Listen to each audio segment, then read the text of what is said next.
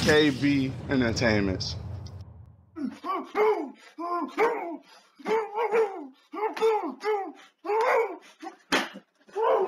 Y'all know what time it is. It's time to dive straight into it. It's time to help y'all boys out. But before I dive into it, go ahead and hit that like, subscribe, and hit that notification button.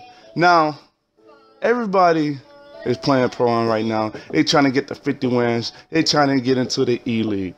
This time to help y'all point guards out, man. It's a lot of point guards out there just don't know what they're doing. If you don't know what you're doing, or you do know what you're doing, you want to be more effective, and this is for you. You came to the right spot. Now it's time to get into it. As a point guard, I can tell you it's easy. All you can do is pass the ball around. Just pass the ball around. That should be your second objective, or maybe your first if you want to make it be your first. Usually, let me tell you, what I usually do. If you really want to be dominant and you really want to blow out teams, I'm talking about destroy teams, you have to find a way to score.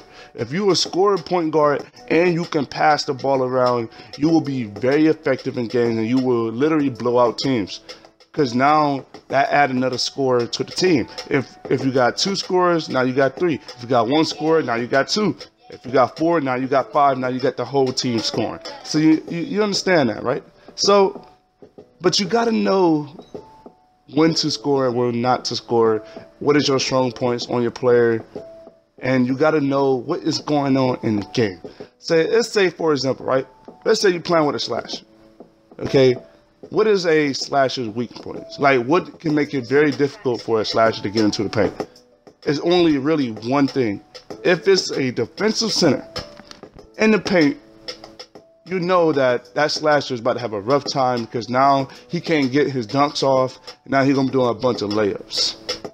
Now, you got to realize to beat that defensive center, to make him move out of that paint, you have to start shooting the mid-ranges or the 3 on that center. You got to do it in an efficient way for him to literally have to change up his gameplay.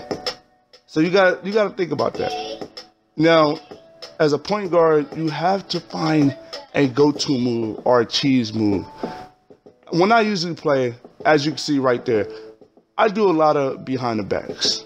Why? 1, it's tough to guard. 2, it frees up a lot of space. So if I wanted to go ahead and score, I can go ahead and score with a pull-up, or I can just go ahead and pass the ball out. You have to find some type of exploit or cheese move, hands down. Because if you don't, it will be a little tough for you. But it's all good. It's all good, and you have to play some great defense, man. If you're a shot creator, playmaker, and you just got this build, like you just made a shot creator playmaker, or you already got the build. First thing you want to know, first thing you want to do, you want to play the mid-range. Your whole play style is playing the mid-range because it's tough to guard. Like when I'm playing, all you see is green lights in the mid-range because it's so tough to them to guard it, and it's so easy for me to put up buckets. I normally don't take up a lot of threes. Only time I take up threes is on the corner, and I'm wide open, and I just take it. Most likely, I'm just playing in the mid-range. If you're a slasher, don't just be a slasher, because they know what you're going to do. So they know you just going to run into the paint, try to get a layup, try to get a dunk or something. They know you're going to do this. So always keep in mind, make it unpredictable for players. And then it comes with defense, right? Okay, I always tell people, there's only one way you can stop someone cheesing. It's double teaming. If let's say a player is constantly cheesing, he's constantly moving around, you cannot do nothing about it, and he's just hooping you. It's big facts. He's doing all kinds of moves on. He's breaking you, he's cheesing you. The way to prevent that is double teaming. Make him pass the ball away to somebody else. Keep double teaming him, make it so he got to keep passing him. And then if he knows he's going to get double teamed, they're going to end up passing to someone else just because he's keep getting double teamed. So always keep that in mind. So, for example, because I play the mid-range, and I always get wide open in the mid-range. Only way I can be stopped if the center or power forward pulls up. So if you playing with a big man, always tell him to step up if you see anybody is going crazy in the mid-range, or even if they cheesing really bad and they just need somebody to step up really quick. The center is very good at contesting shots, and it will really make somebody miss. But if it's out in the 3, I wouldn't recommend for that center to come all the way out there. It's really just if they out there and they shooting a bunch of 3s, you want to make a team effort to stop him, because they probably gonna be setting a lot of different screens. So it's a team effort to stop him. It's very hard for an individual player to stop a player if he's sitting here doing like just a lot of screens is going on.